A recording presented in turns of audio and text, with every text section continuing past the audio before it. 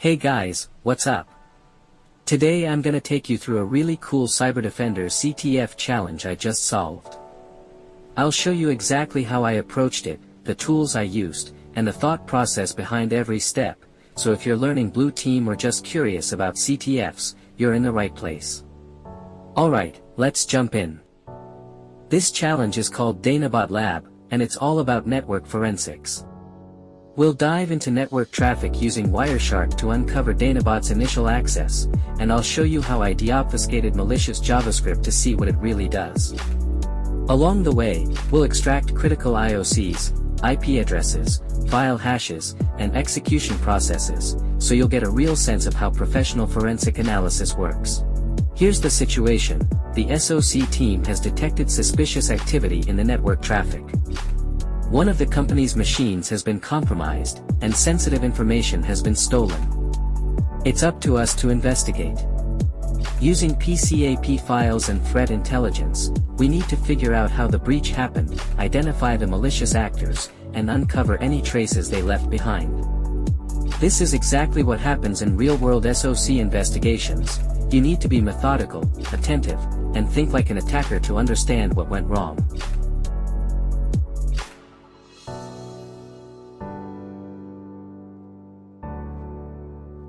Alright guys, here's the first question: which IP address was used by the attacker during the initial access?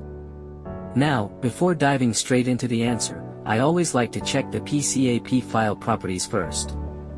This is super useful because you can see how long the capture ran, how many packets are in it, the resolved addresses, and the conversations.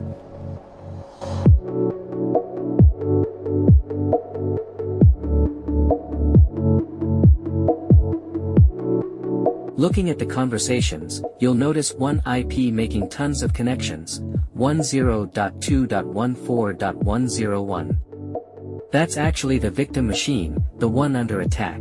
So, our job is to find out which IP was connecting to it, because that will tell us who the attacker is.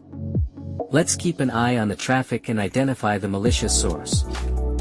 So, now that we know 10.2.14.101 is the victim, we can't just go and check every single IP in the capture. There are way too many. This is exactly why we need to focus on the protocols. By filtering based on protocol type, we can narrow down the suspicious activity and find the attacker faster. We'll start with the most common initial access protocols, like HTTP, because attackers often use it for command and control or to drop malicious payloads. By analyzing HTTP traffic first, we can look for unusual connections, strange URLs, or suspicious hosts. This will help us identify which IP is actually responsible for the compromise. So far, here's what we've found: the victim machine is under attack. By focusing on HTTP traffic, we spotted a suspicious connection to 62.173.142.148 targeting/login.php. The attacker responded with a fully obfuscated JavaScript file, hiding their true intent.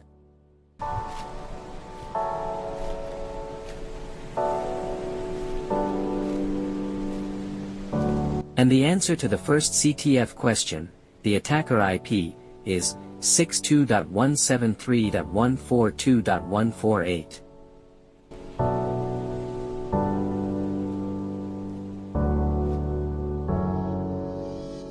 Alright, the second CTF question is: what is the name of the malicious file used for initial access?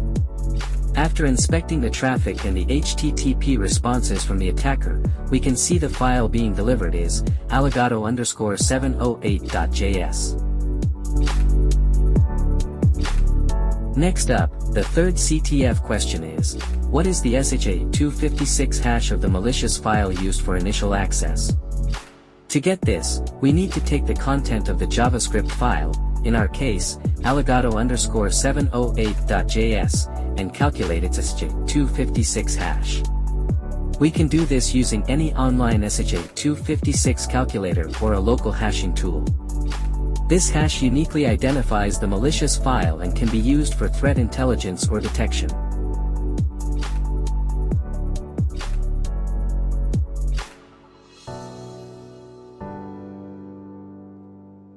And this is the SHA-256 hash of the malicious file. This is our answer.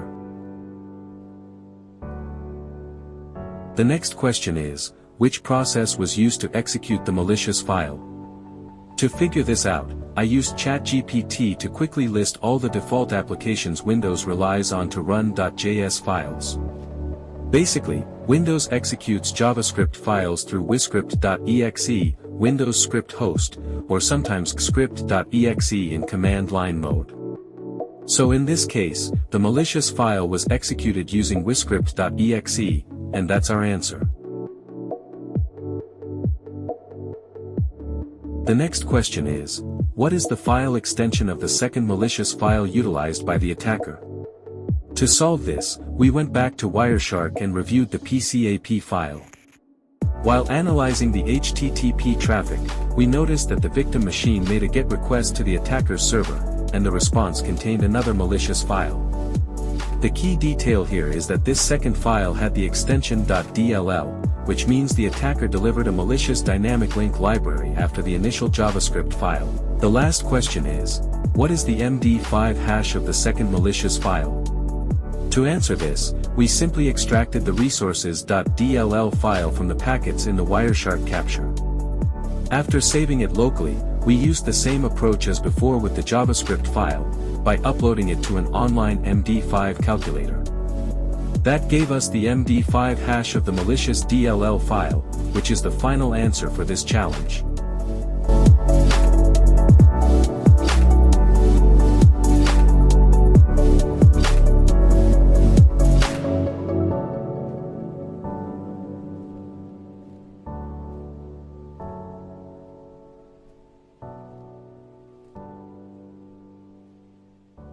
Now that we've finished the CTF, I'm still curious about the obfuscated JavaScript file.